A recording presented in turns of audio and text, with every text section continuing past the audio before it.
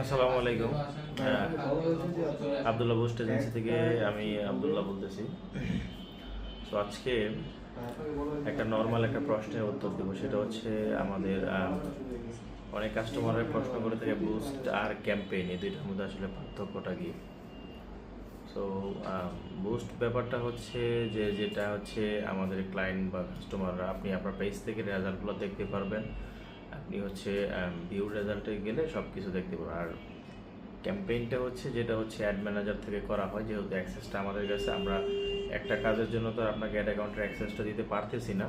তো সেক্ষেত্রে রেজাল্টটা যখন আপনার প্রয়োজন আমাদেরকে বললে আমরা হচ্ছে ওইটা আপনাদেরকে দিব।